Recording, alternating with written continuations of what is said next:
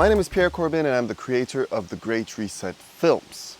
And this is the Great Reset News, episode number 3, where I cover the most recent news in the past week, past 2 weeks, depending on my schedule, that happened in the world regarding the economy, Bitcoin, and any topic relating to the Great Reset, which is just, as a follow-up to my first documentary, The Great Reset and the Rise of Bitcoin.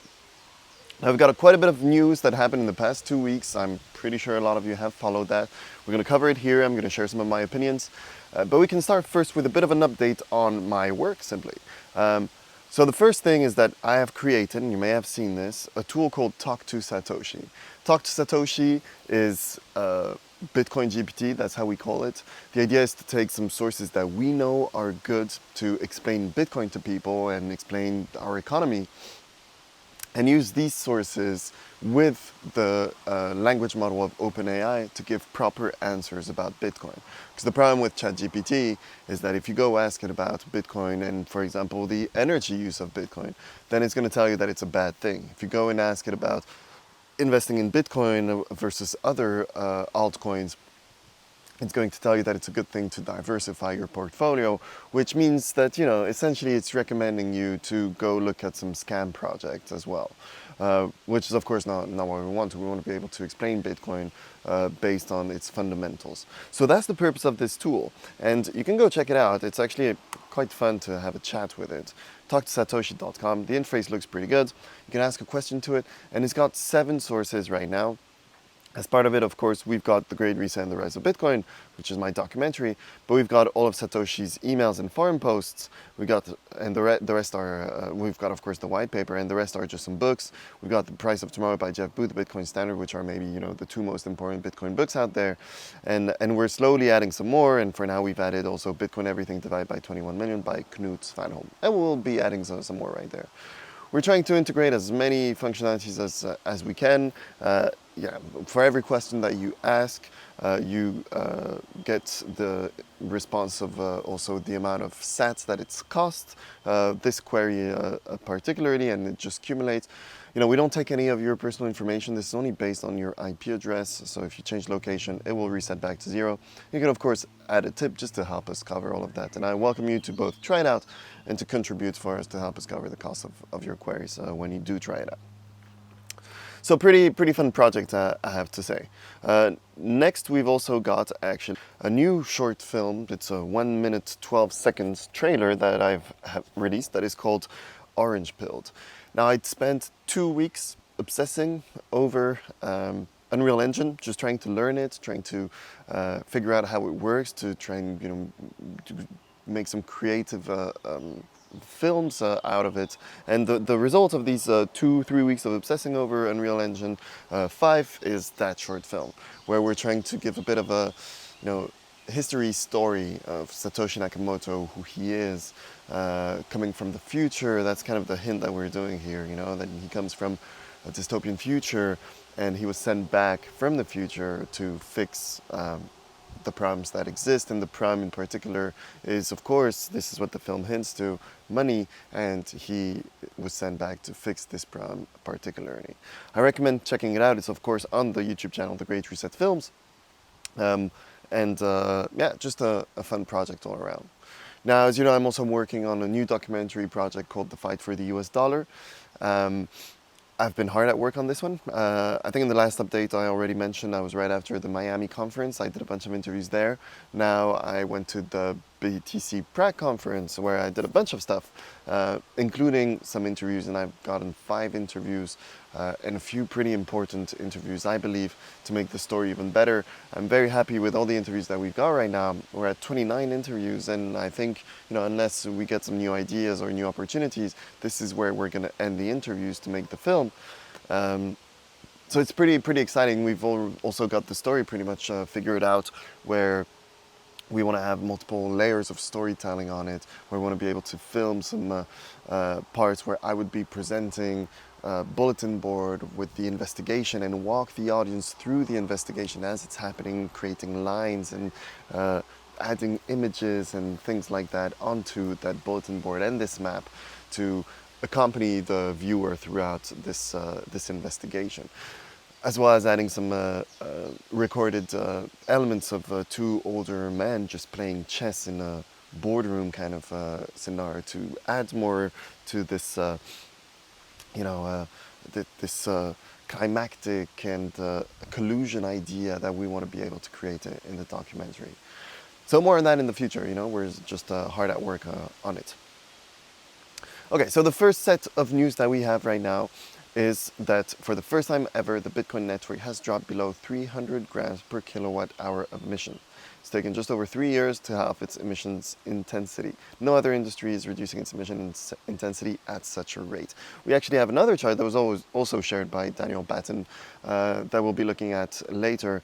It's just, and it compares these different industries and how they use renewable energies and in general their energy mix, and how Bitcoin is of course the cleanest and is also the only industry that is actually working hard to make sure that it is and remains the cleanest industry.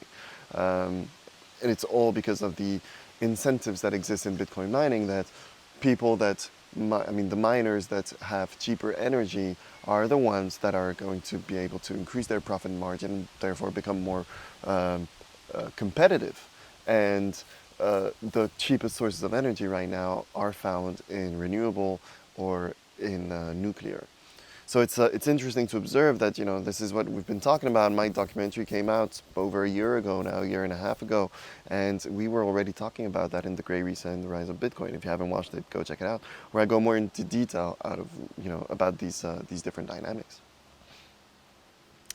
Then we've got just an update on Bitcoin and its current position in the market. After a crypto winter, Bitcoin is still standing and appears to be having another renaissance. Let's take a closer look at this non-familiar boom-bust pattern. Now there's an entire thread, and I recommend you go check it out. But I think this chart is just interesting. Look at it. There's the Bitcoin price in black, right? And then we've got the how do you call it? The chart and how it evolved after the tops from these different bull markets. And we see where we're standing right now compared to the others. Of course, 2011 was way upwards. I think there are chances we could see something similar to that based on the institutional banks and fund managers that are entering now Bitcoin. And we're going to look at some of the news that covers that, because this is very fresh. It's all happened now this week. Whereas you can see that this thread is from May 31st. And yeah, so we'll see where it is, but we are clearly kind of in between the three of these. So we're really not far off, right? I think this, of course, might be a bit too aggressive for us right now. We are going to see a prolonged, we are in a bear market, so of course we can expect more sideways action, but likely to follow this kind of trend. If we think of how Bitcoin has performed after the previous cycles and the previous one, I think that we can kind of expect, the halving to be an important event, as it has always been. And 6 months following the halving, we could go back to the previous all-time highs. So we're talking a year from now, a bit beyond, where we could hope to see the previous all-time highs being reached and exceeded. We'll see how this plays off. Obviously, we can have maybe a longer one or maybe a shorter one like we've had in 2011. I don't know the answer. One thing is certain, we're going up and to the right. Then next up, so this is some news from Lynn Alden, where she explains how the Fed has started to, and we can see it here, it's a small bump, right? And we'll see how this evolves. But the Fed has started to give back and print more money by essentially increasing the liquidity that is given to banks. And we see here that it is a bit of an increase. Of course, here it has stabled up as well, but it wasn't an increase like that. So what's going to happen now? It's a bit hard to tell. We just have to wait and observe. But as and we're going to see that in a bit, but as inflation seems to be stabilizing in the US, as it has dropped in the last CPI numbers, maybe they're going to go back into helping banks and helping businesses by increasing the liquidity that is available for them. And so that's another thing that Lynn Alden was showing here. The divergent outcomes of Argentina and Turkey show how interest rates are just one part of the inflation fighting equation rather than a cure-all.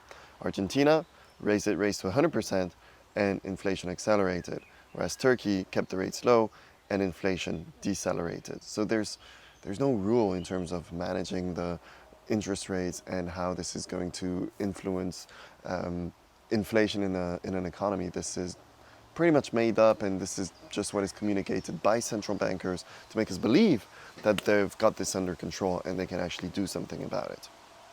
So this is Turkey. We see the inflation rate is here in blue, and we see that their interest rates have dropped. And you see there's actually a pure correlation between the moment they started dropping interest rates and how inflation went up. Yeah, look, it's just a good example of that. Same thing, we have it here for Argentina, where they have increased the interest rates right here, and inflation was increasing anyway. So there's no clear correlation. Maybe, of course, for the US it is different because every single currency is based on the US dollar, and our entire system is based on the dollar. So its influence, I think, can of course be bigger, but this is a good example that's actually not really. Now, that was an article posted by Zero Hedge. Is the EU trying to cover up the biggest corruption scandal in its history? That's a pretty good question.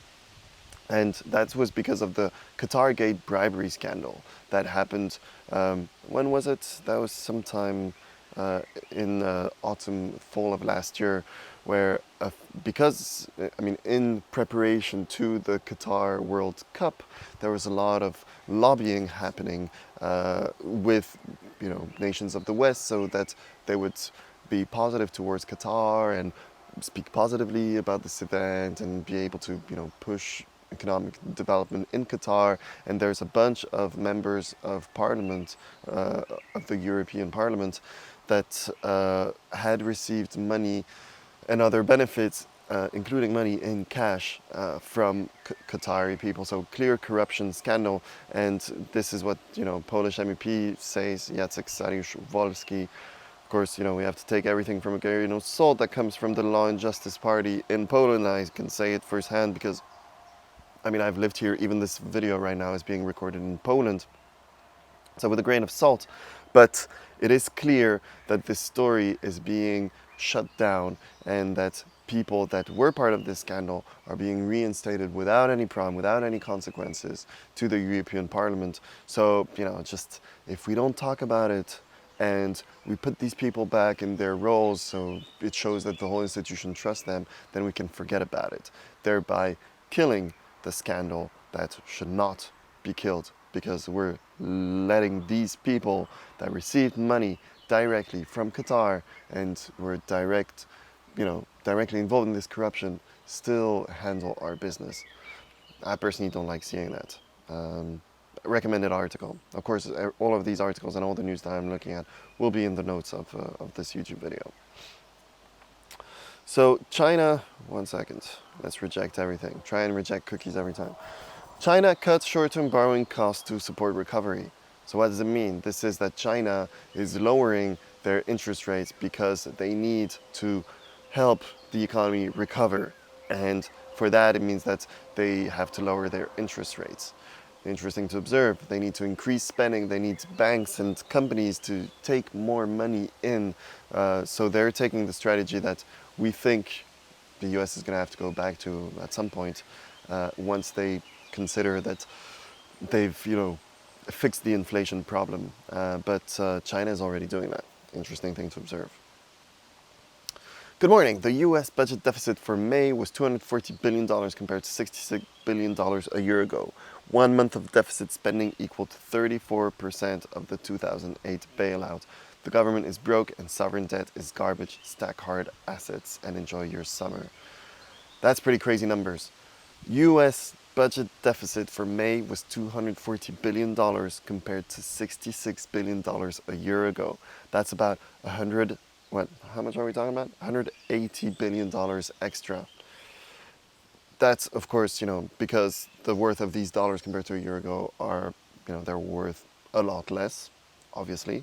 But also, it's because of the interest rates that have increased. We've talked this already, I think, in episode 1 of the Great Reset News, where because of how the US Federal Reserve has increased the interest rates, well, now the budget for repaying US debt is already, it has reached, and I think it has exceeded now, the military budget that the US government has, which is just crazy amounts. And in this case, to put it in perspective, Stag Hodler, he adds that 1 month of deficit spending equal to 34% of the 2008 bailout.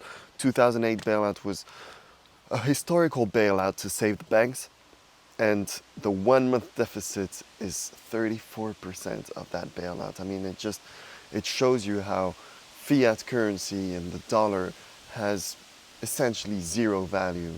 It's scary to see this. Yeah, we're going to, QE infinity. We're going to keep on seeing high inflation. It's just going to be spread out better because the governments are going to manipulate this better.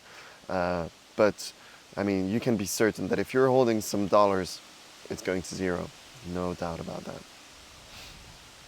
Next up, that's what I mentioned earlier. Inflation in the US, that seems to be falling. It went down to 4%, which was lower than expectations.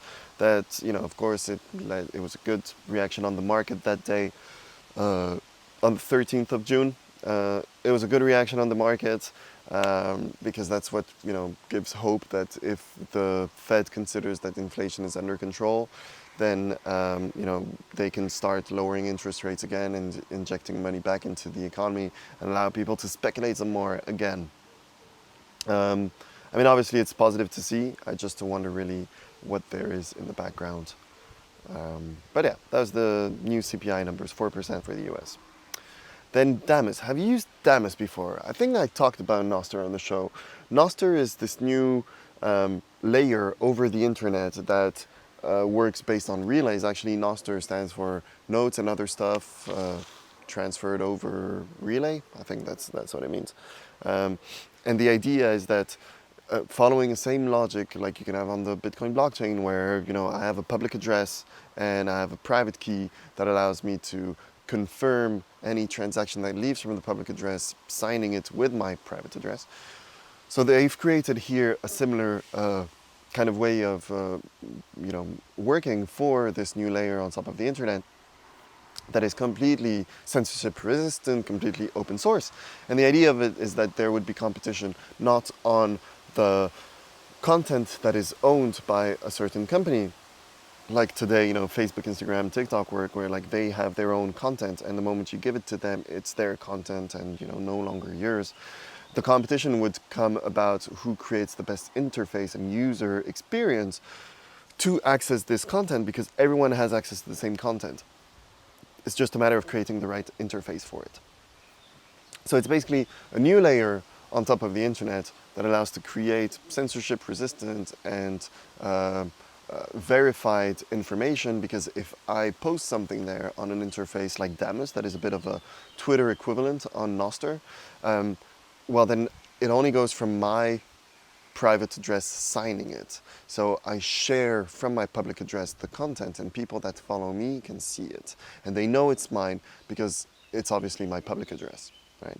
Which is interesting. You don't quite own your data because it is still anyway distributed via relays. And anyone can run a relay. In fact, if I post something and I run my own relay, then I can, then essentially own my own data. But the relays, of course, makes it centralized, only encrypted, and only I can unlock it with my private key. So it's a bit interesting, but the interesting part in all of that is that Damus has Bitcoin, and that's kind of the idea of Nostr, that Bitcoin is built in. And it was created by Bitcoiners, in fact. And Damus are the #1 iOS app for using Nostr. It's this Twitter interface. And Damus is going to be removed from the App Store in 14 days. And the reason for that is because they have zaps. And so zaps is what they call lightning transactions on Nostr,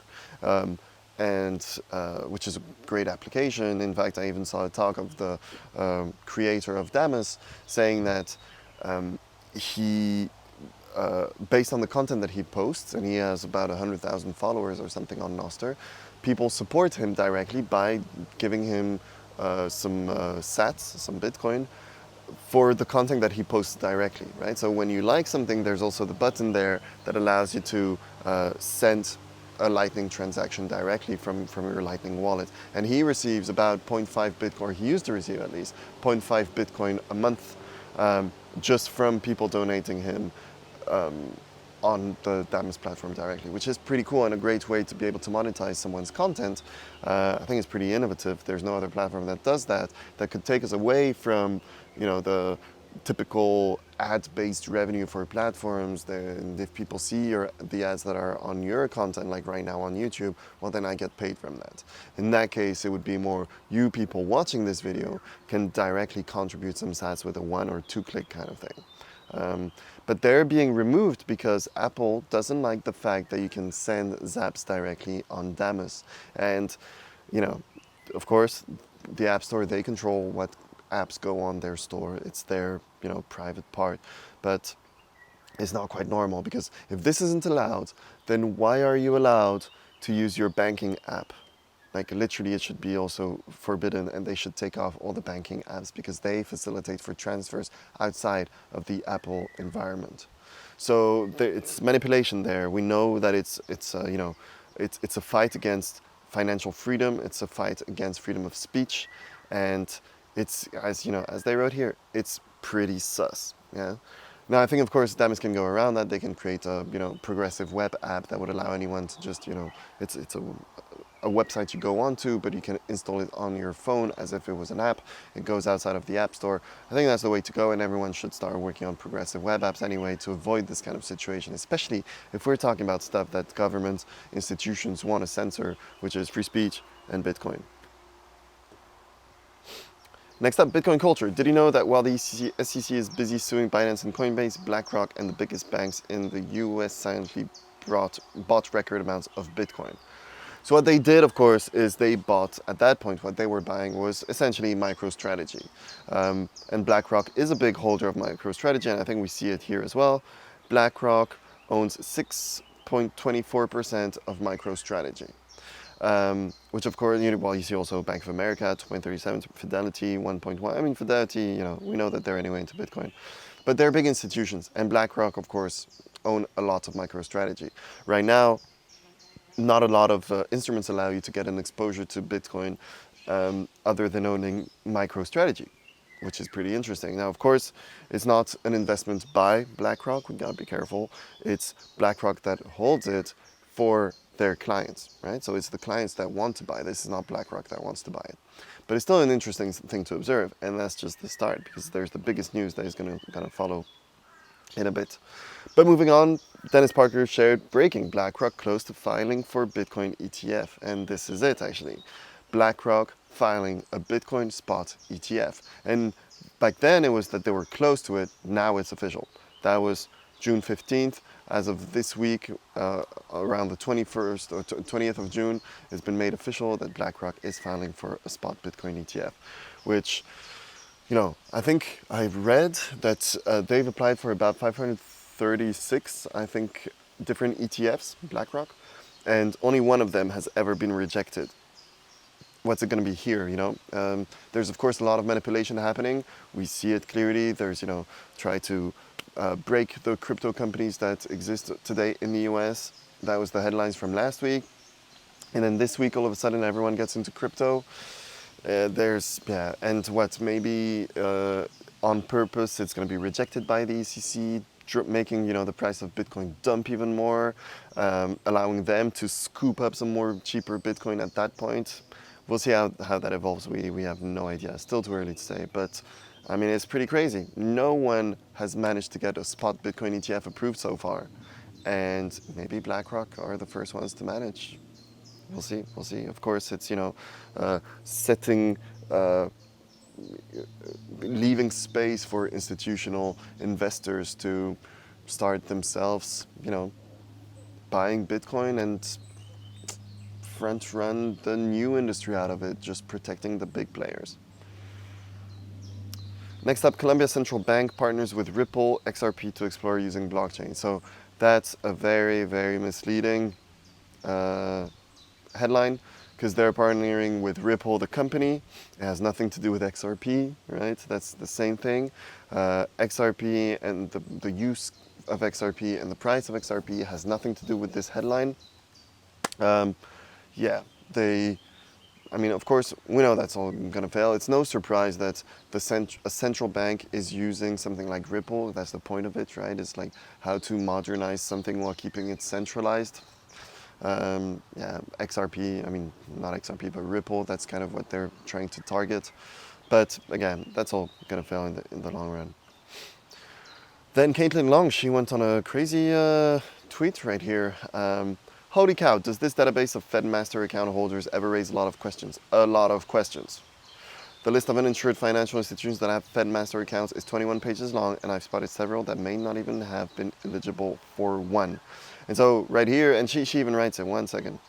No wonder why the Fed fought so hard to keep this list secret for so many years until Congress forced it to release the list. Note the Fed's tweet says to promote transparency. Nope, Congress forced the Fed to disclose the list. So many questions raised by this. I wonder what's going to come from it, because of course Congress now has to take a look and confirm it themselves. But basically, these are the people that are handling Fed funds, right? Federal Reserve Board publishes a database of financial institutions with access to or requests to access Federal Reserve Bank master accounts and services. And as right here, I lost it. As mentioned by Caitlin Long, the list of uninsured financial institutions that had Fed master accounts is 21 pages long. It means that they shouldn't, in theory, have access to that because they're an increased risk for everyone's money, yet they've got access. It's weird, it's dodgy. And she has been struggling so long with the Fed to become a registered bank, and she's been rejected all the time. And somehow they accept to do some pretty dodgy stuff with, the management of people's money. It's a bit weird. Daniel Batten, I talked about earlier. New chart, Bitcoin mining sustainability versus other industries. Key points, Bitcoin mining has both. Highest mix of sustainable energy, highest growth rate in sustainable energy use. And there's a pretty good comparison here. You see the Bitcoin mining, and this is the Bitcoin mining sustainability. So the number here is their energy mix. So how much of it is renewables? And we see that, of course, compared to the banking sector, industrial sector, agricultural sector, gold, iron and steel, zinc recycling industry. I mean, yeah, the banking sector gets closest because it's similar, It's just electricity that needs to be used for them. But Bitcoin is way, way beyond it. And not only is it way beyond it, you see that their increase is of plus 2.6%, whereas Bitcoin mining is at plus 38% in sustainable energy. There's just no beating it. And zinc recycling industry, it's crazy. They're at 0.1%. But the zinc, it's a bit different, obviously, just like gold and iron and steel. Like they just need the stronger type of energy to be able to melt metals. You can't really do that with electricity right now. You need to use fossil fuels for it. So obviously, but it's interesting. You can anyway compare it, right? Because this is the gold industry as a whole. Gold mining is definitely even lower numbers than that. 9.8% renewable is definitely lower than that. And no, sorry, I think I looked at it wrong. 12.8% is the gold industry. Mining is definitely lower than that, and you can do a direct comparison with Bitcoin when it comes to these terms, which is pretty interesting to observe. Next up, this is a pretty crazy story, dystopian kind of thing based on the stories of the Great Reset.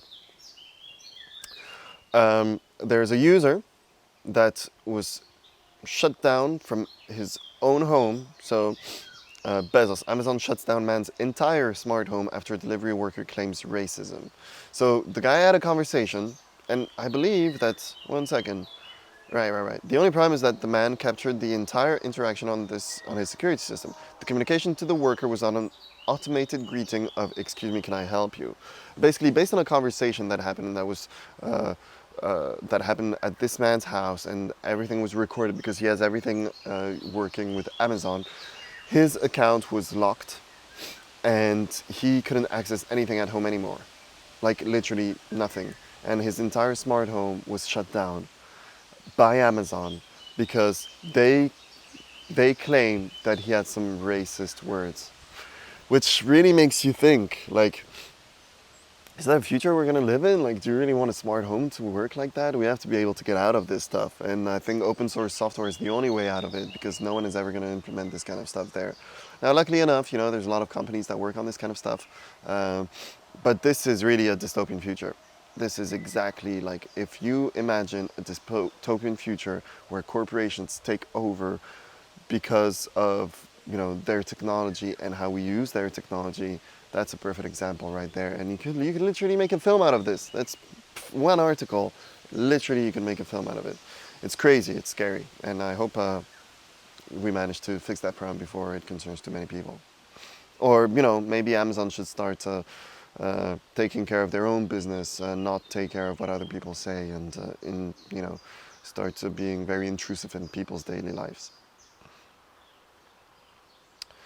Next up, lab-grown meat suffers significant setback with shocking new scientific findings. Lab-grown meat is up to 25 times worse for the environment since it needs pharmaceutical-grade production to make it fit for human consumption.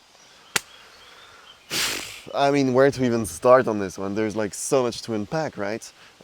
So first off, okay, lab-grown meat is part of this whole Great Reset initiative because, of course, cows are bad because they fart and they create way too much methane and CO2 for our atmosphere. And if our oceans are going to boil, it's because of cows. I mean, like, I don't understand people that believe in that stuff. It's people that just regurgitate what they've read. They haven't thought for a second about it themselves. Kind of pisses me off every time, but, I often have conversations like that with people, and I'm also very polite, of course, and I handle them quite nicely. It's just ridiculous. And of course, what's going to happen? And we see, I think Ireland now is set to kill about 200,000 cows in order to be able to keep up with the EU regulations and their CO2 targets, carbon targets, I think they're called. And of course it's horrible, especially for a country like Ireland, where so much of their economy is based on their farmers and the farms producing food for the EU. So it's literally shooting a bullet in our foot. And this kind of data right here shows that it's a completely stupid initiative to try and grow something in the lab in order to be able to replace cows. Like, whoever thought this would be a good idea? I mean, of course it's going to be more expensive, it's going to require more energy. Like, just think about it for a sec. Something that needs to be plugged into electricity all day for just a small piece of meat wouldn't, use more energy than a cow in a field in the sun all day. Like, ridiculous. And in this case, 50 times worse for the environment, since it needs pharmaceutical grade production to make it fit for human consumption. So, what does it mean? Pharmaceutical grade production means that it needs to be extremely controlled, so only by a few top oligarchs that would control this lab-grown meat and feed it to the small poor people, the slaves of our economy. And this is why this is such a great reset topic, because it's trying to change our habits based on some narrative, and make us change our approach to eating meat to just centralize this power to a few individuals that control the whole industry. So good to see this kind of data, and also it allows to have more, I call it ammunition, just more arguments when discussing these kind of topics with people. So that's some information that I wasn't necessarily entirely aware of, but it talks about the Ethereum centralization. And I don't have it here, but there's more to that as well. We can just read it, it'll be easier. Ethereum as we know it today, ETH, is a literal and philosophical hard fork of the original idea that code is law. Okay. The now obscure blockchain, Ethereum Classic, ETC, is actually the original Ethereum. Sure, what remains is the Ethereum of today, ETH, which is a culture of centralized control, forced software upgrades, and with a corruptible security architecture through proof of stake. Okay, we know that. Now, what happened was that there was a DAO attack. In 2016, the first major smart contract project on Ethereum, the DAO, Decentralized Autonomous Organization, was compromised, and an attacker was about to siphon off a third of the DAO's deposits, $50 million back then. Bad for the victims and even worse for the reputation of the nascent Ethereum project. In response, the Ethereum Foundation created a hard fork a hard-forked version of Ethereum that reversed the exploitation by the attacker, as well as returned funds to the depositors. That is the Ethereum we know today as ETH. Why this matters. When the Ethereum Foundation created the hard fork to ETH, it 1. Revealed that Ethereum was never decentralized to begin with. If some person or group of people has the ability to push forward a hard fork to modify transaction history, right? So that's what they did. They modified transaction history. 2. Alienated any Ethereum users who were not willing to compromise on the basic principles of a truly decentralized protocol. And 3. Secured a culture of centralized control and forced software upgrades for the new forked version of Ethereum, ETH. Now, we know that ETH has changed last year to proof of stake, even, more centralizing the protocol. And even just this week, it was announced that as part of this ETH 2.0 and, the staking program that they have for mining, they're going to increase to 3,000 Ethereum, 3,000 something Ethereum, the maximum amount of staking one actor can stake. Why does this matter?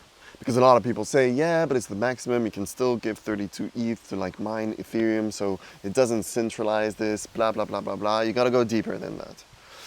The way the proof of stake protocol works in Ethereum is weighted based on how much Ethereum you have staked. Now, we know that Ethereum is already a platform with just a few actors that control it. Sure, there's a bunch of smaller guys that had 32 ETH, smaller miners, they put this into Ethereum, staked it, and they can mine Ethereum now, right? But the thing is that if you have more Ethereum staked than 32, then you're going to have a higher chance of mining Ethereum than the people that have 32 ETH, right? So it's not quite fair. But that's the point of proof of stake, yeah? It's if the more you have staked, the more you have reputation based on how much you own. Like how fiat is that? Just saying it out loud, oh my God. And based on that, you will have more chances of mining, right? And mining means that while you control the blockchain, you can choose what transactions to take, not to take, which ones should be confirmed or not confirmed. Now, in Ethereum, now raising it to over 3,000, sorry, I got some flies, over 3,000 ETHs staked. Well, that means that these few players that have accumulated so much Ethereum and just, are part of the production of it, etc., well, they're going to be able to stake way more, 10 times, wait, what am I talking about? 100 times more than the one that staked just the minimum 32 ETH, making, first off, these guys completely irrelevant, and they wasted their time by staking 32 ETH, which is already a lot of money. So they're becoming irrelevant. But on top of that, they won't be able to mine anything, and only these few players that would cap, the 3,000 ETH, they're the ones that are going to mine everything. So increasing the centralization for Ethereum, which is, not the way to go about this. And this is one of the reasons why Ethereum is always going to lose compared to Bitcoin.